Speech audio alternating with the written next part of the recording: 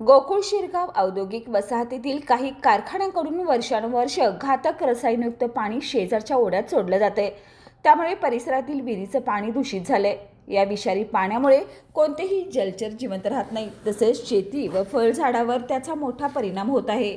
शिवसेना उद्धव बाळासाहेब ठाकरे गट या विरोधात वारंवार गोशिमा असोसिएशन आणि प्रदूषण नियंत्रण मंडळाला निवेदन दिले आहेत, मात्र कोणतीही कारवाई झालेली नाही।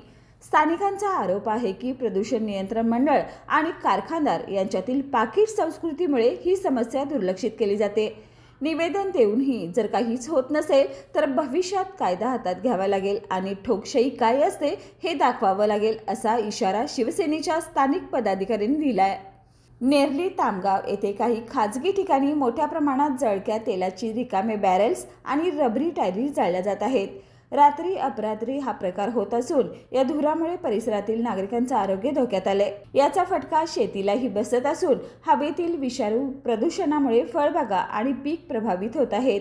या दोन्ही गंभीर विषयावर ताबडतोब कारवाई झाली नाही तर शिवसेना उद्धव बाळासाहेब ठाकरे गट रस्त्यावर उतरून तीव्र आंदोलन करेल, असा इशारा देण्यात आलाय। पर्यावरणाच्या विनाशाला जबाबदार असणाऱ्यावर कडक कारवाई झाली नाही तर या अन्यायाविरोधात लढा उभा करण्यात येईल, असं स्थानिक नागरिक आणि सामाजिक कार्यकर्त्यांचं म्हणणं आहे।